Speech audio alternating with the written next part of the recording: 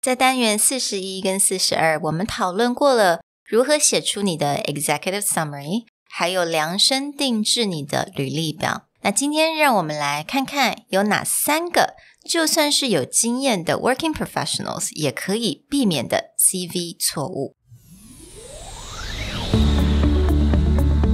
Hello， 欢迎来到 Executive Plus 主管双语沟通力的 podcast。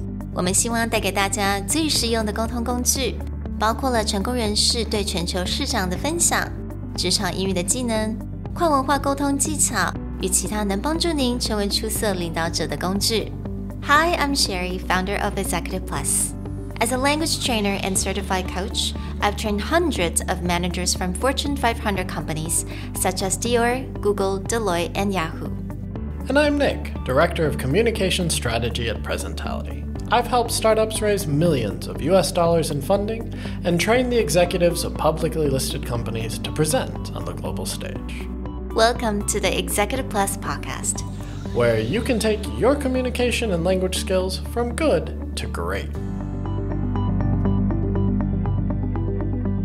Hey everyone, welcome back to the Executive Plus podcast. Over the last decade, Sherry and I have probably both looked at and helped edit thousands of CVs. And this means everything from fixing the tiniest grammar mistake all the way to reformulating the logic behind it. But there are a few mistakes that are very simple to fix, but it seems are quite common. And rather than just share our experience, we actually want to take something out of master CV writer James Reed and his book, The 7-Second CV, where over his career as a recruiter, he really boiled down 3 common mistakes that can be easily fixed by anyone. 那刚刚 Nick 有提过，我们多年的这个经验是帮助学生啊或客户来修改他们的 CV。那这些 CV 可能是从0到完全没有 CV 到有 CV， 或者是他可能是已经是工作10几年的人，他希望还要再找新的工作或者有 promotion， 他希望修改他的 CV。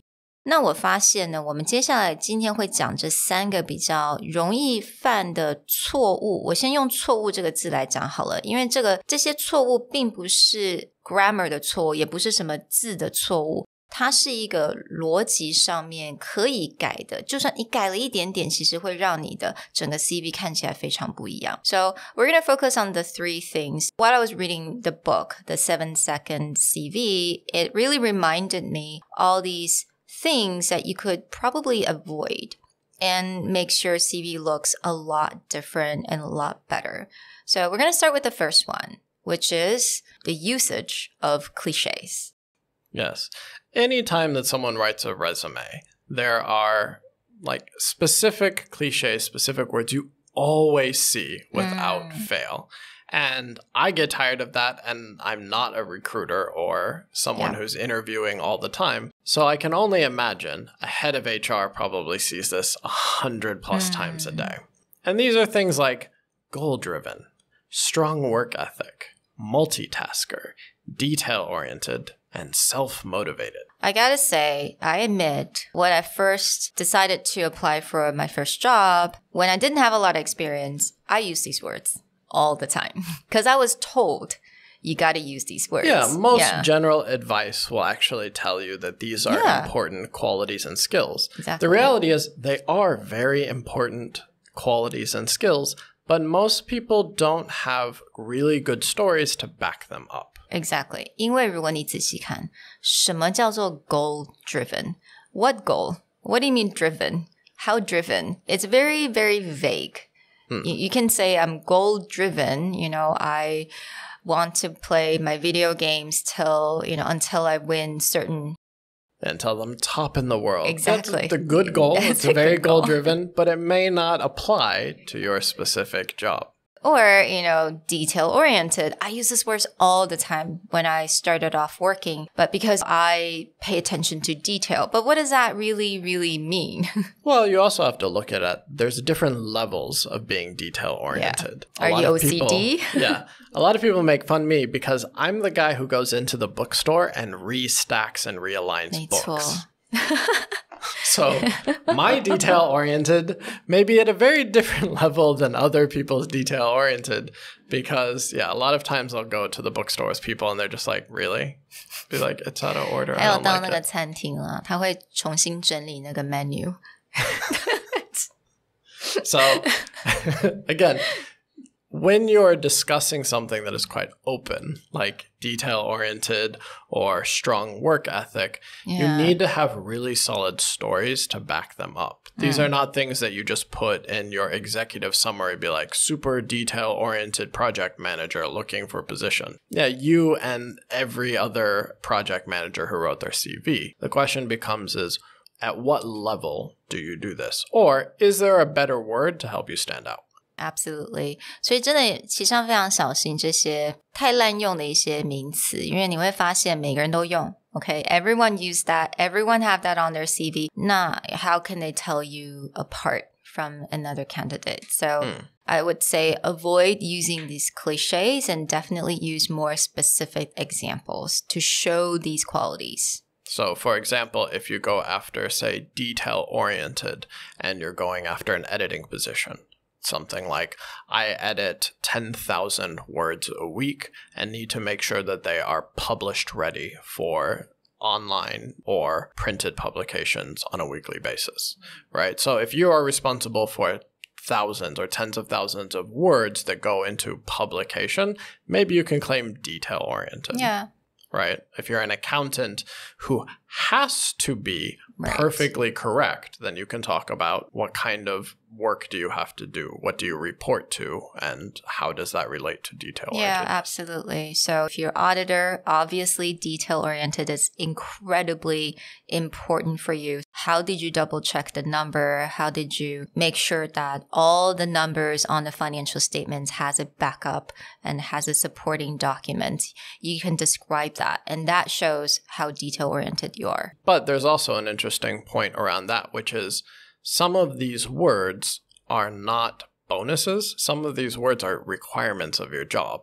So if you wrote someone a CV that basically just says, I meet the minimum base requirements, then you're not going to stand out. All right, so let's talk about the second thing that you can avoid. Overusing qualifiers. So this is kind of interesting. I've definitely seen a lot of people, and especially in our culture, which is 在亚洲，比较多的人比较 humble. You know, we're more humble. 比较老实，我们不太喜欢太夸大，觉得说我好像没有做过，比如说一件事情，我可能做过3次好了，我可能就放个 sometimes.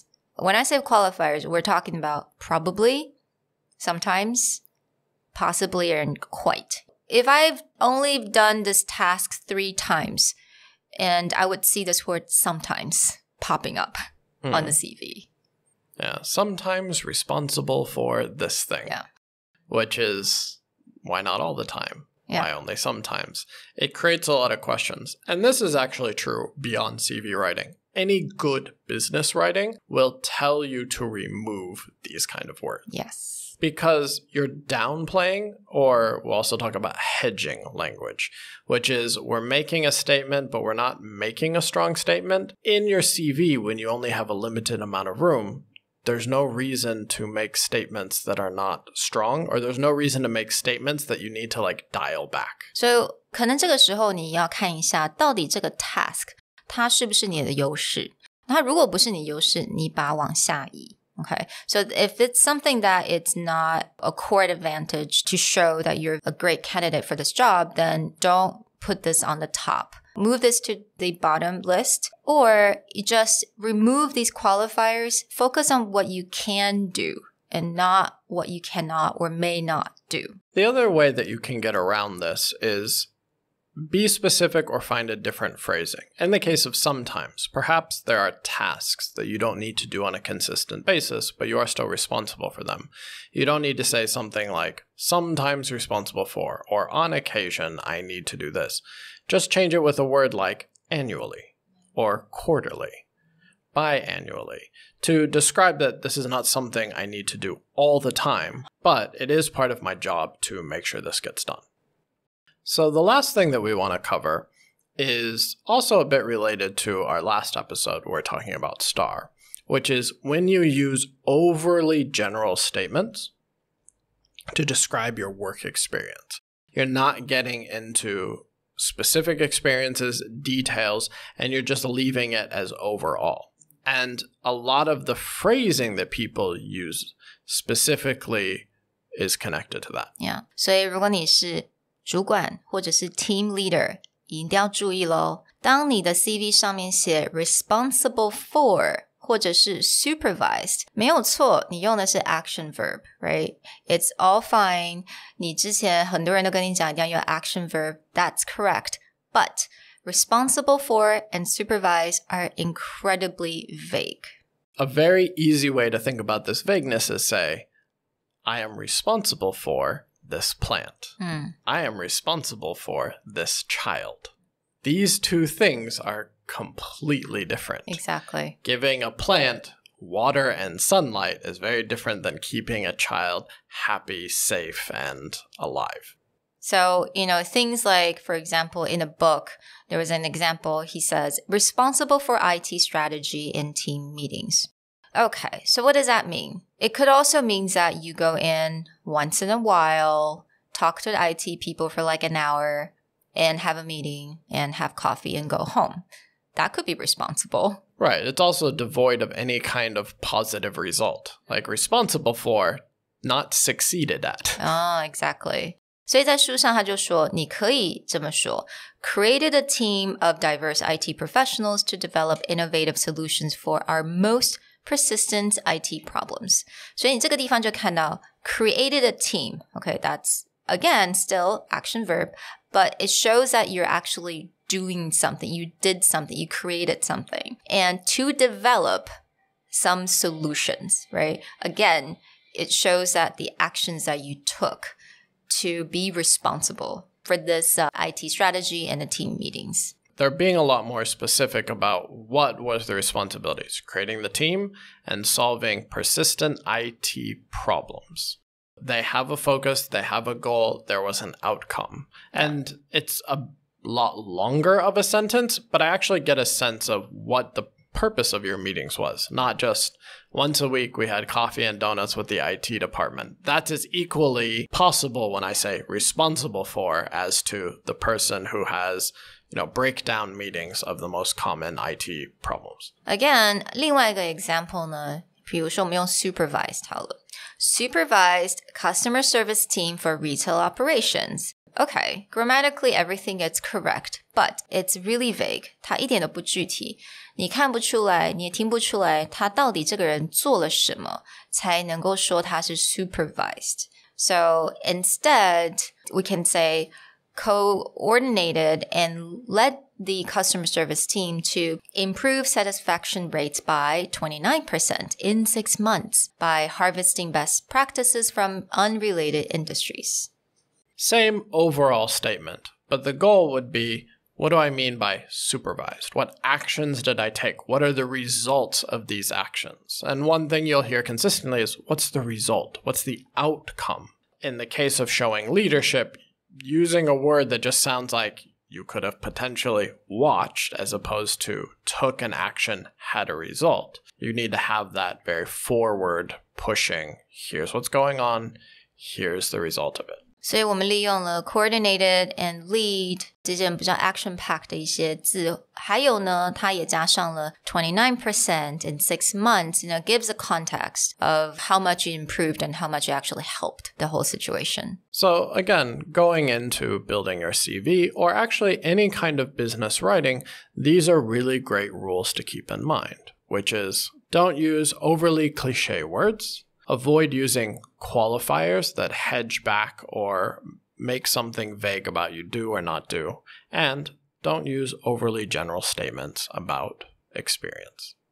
We hope that these help, and we'll talk to you guys next time. Bye! 如果你喜欢我们的 podcast, 欢迎来追踪我们的主管英文 Executive Plus 的 Facebook。那也可以写信到我们的信箱yourcareerplus@gmail.com